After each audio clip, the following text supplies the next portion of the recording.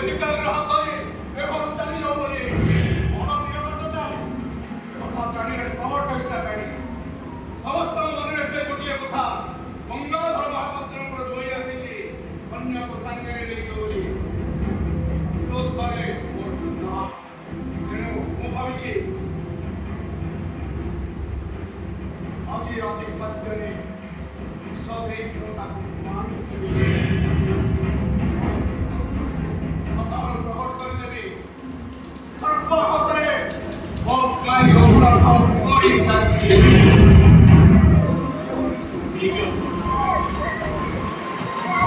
আমার এই কথার সন্তুষ্ট হয়ে গঙ্গাধর, ହେଲେ ମନେ ରଖ, ତମେ ଯଦି ସେତିକି କରି ନ ପାରିବ ତାହେଲେ ସେ ତୁମେ ଯିବା ରାସ୍ତାରେ ରାଜାଙ୍କ ସୈନ୍ୟମାନଙ୍କୁ ନେଇ ରଘୁନାଥକୁ ମାରି ଅନ୍ନପୂର୍ଣ୍ଣାକୁ ଜୋର ଜବରଦସ୍ତ ଘରକୁ ନେଇଯିବେ।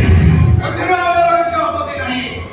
ଯଦି ସେମିତି କିଛି ପରିସ୍ଥିତି ସୃଷ୍ଟି ହୁଏ ଅବିଳମ୍ବେ ମୁଁ ତୁମକୁ ଖବର ପଠେଇବି।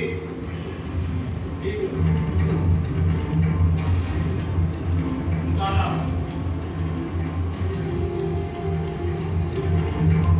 ଗୀତର ଫଟୋ ଗୁଡ଼ାକ ଅଛି କି?